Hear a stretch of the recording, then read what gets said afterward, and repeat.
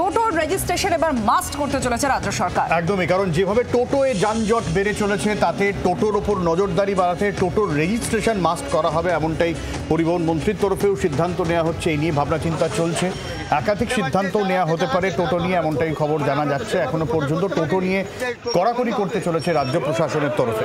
শ্রেয়সী আমাদের প্রতিনিধি আছেন সঙ্গে। শ্রেয়সী, রাজ্য সরকারের কি পদক্ষেপ, এই রেজিস্ট্রেশন মাস্ট করা নিয়ে কি করতে চলেছে রাজ্য সরকার?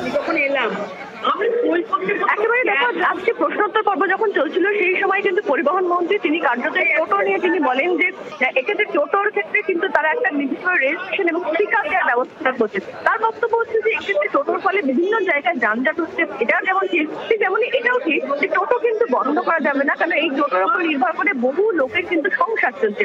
ফলে সেই জায়গা থেকে দাঁড়িয়ে সমস্যা মেটাতে প্রত্যেক টোটোর জন্য একটা রেজিস্ট্রেশনের ব্যবস্থা করা, একটা তাদের স্টিকার দেওয়া এবং পাশাপাশি সেক্ষেত্রে একটা নির্দিষ্ট গাইডলাইন তৈরি করা হবে এবং সেই গাইডলাইনের মূল জায়গা হবে যে এক্ষেত্রে টোটোগুলো কতদূর অব্দি যাবে, কতজন যাত্রী নিতে পারবে, কোন কোন এলাকায় তারা প্রবেশ করতে পারবে, এই সমস্ত কিছু নিয়ে কিন্তু একটা গাইডলাইন তৈরি হবে।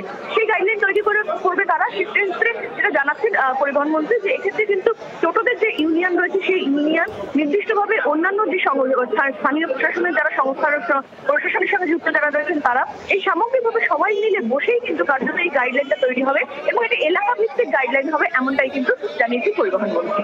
অনেক ধন্যবাদ শ্রেয়সী। পরিবহন মন্ত্রী বলেছেন, শুনুন এবার। আমরা তো সেভাবে প্রচার করতে পারিনি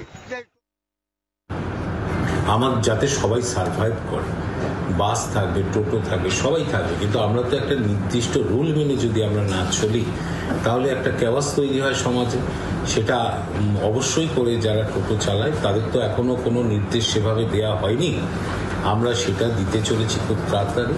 করলে টোটোর এই যানজট থেকে, টোটোর যে সমস্যা তৈরি হচ্ছে সেটা অনেকটা মুক্ত। বাংলার আওয়াজ, বাঙালির আবেগ, জি 24 ঘন্টা।